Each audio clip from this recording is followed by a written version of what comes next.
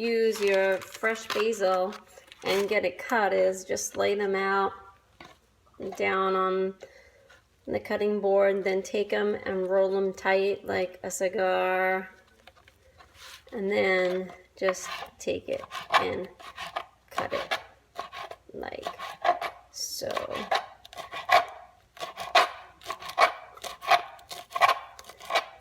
And then you have some nice stringy basil that I like to put in my sauce or put on top of a dish, like the top of the baked ziti. There's nothing like fresh basil. It's really the trick to everything tasting fresh. Also, we got some fresh, organic Italian parsley. Beautiful. And I cheated this time. For the first time I went to the fresh market and I got it already cut up. Saved me a little bit of time. But fresh products is the best thing to make your sauce fantastic. Always use San Marzano tomatoes. They're the sweetest and most perfect tomatoes. And I also always put in some Hunt's paste. And so we've got all our ingredients, olive oil, onions, garlic, and the sauce, and I'm gonna get cooking on that. Of course, we got this simmering over here. And here's our salt and pepper, parsley, onions, oregano, basil. It's all starting to simmer. Can you hear it? Makes the house smell like it's an Italian house. Oh yeah, baby. I'm gonna let that simmer and I'll show you the next step. Okay, now that everything is starting to simmer real good and the onions are getting translucent that you can see through them, I just put in some red pepper chili flakes, some salt and pepper. It's my favorite salt right here. It is the sea salt in pink Himalayan, and olive oil. You got enough going on. Now you can add all your cut up garlic. Garlic. Yum, yum, yum, yum.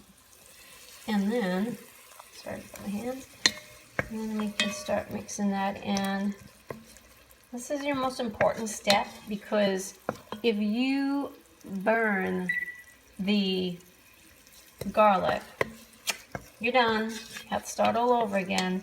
It's nothing worse than burnt garlic in a spaghetti sauce.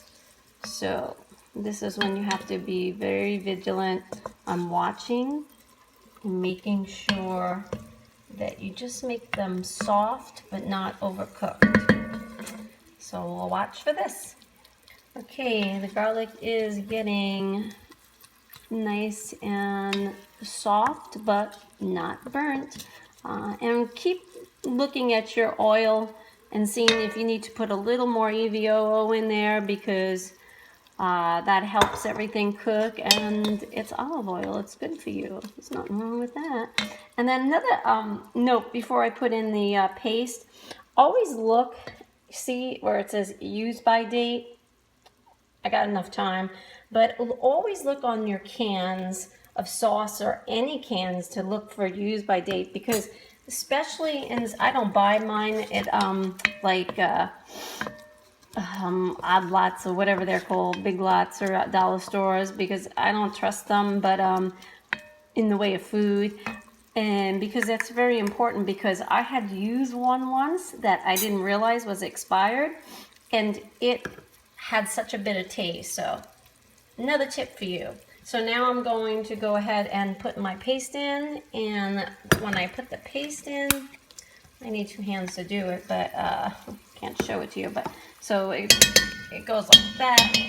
You drop your paste in, and then you start mixing it all around. I gotta put the rest of it in, and then you watch this for about 5 to 7 minutes so it gets incorporated, and then I'll be back.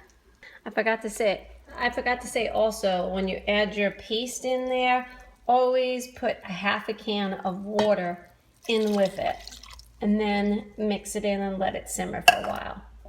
That's an important part, forgot to tell you.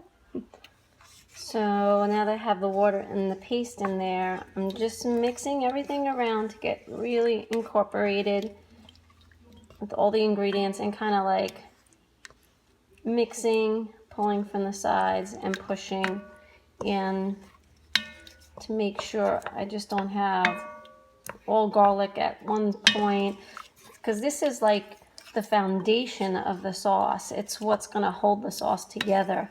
So I keep mixing and turning and then pushing down so we incorporate all of the goodness. I know I'm going to get asked questions on how much of this and how much garlic, how much basil, how much that.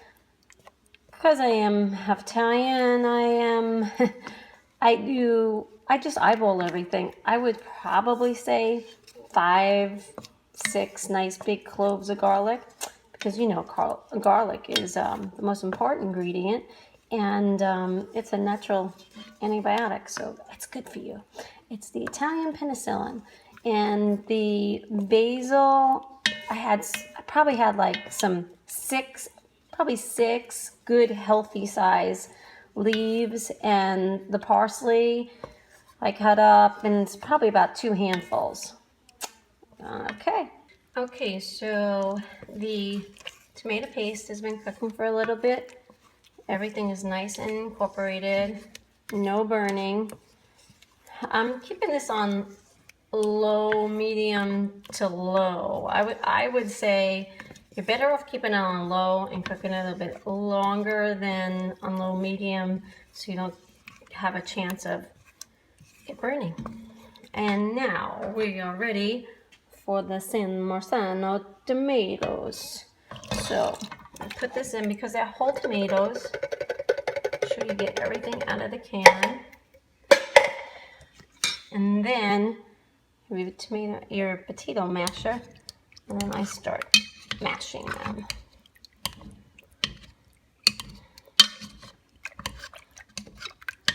Mash, mash, mash, just like you would potatoes.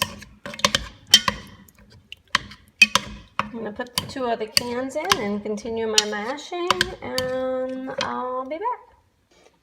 Okay, once you've got your tomatoes mashed pretty good, did I say potatoes or tomatoes? Tomatoes, I mean, and then I take a little bit of water in the cans and I swish it around just to get a little more of that tomato goodness out of there. And now that you've done that, I'm going to turn it up to like medium on here and watch it for a little bit, and then I'm going to take, yes, a pat of butter, yay, and put that baby in there, and then probably about a tablespoon of sugar, helps offset the acidity of it, and let that get to a boil, and then put it back on low and simmer all day until you get a wonderful tasting sauce. Keep checking it, taste it. Tastes good to me. And then if you later on, I usually add a little bit more of the basil on top or this parsley, just for a little extra kick. But that's your sauce.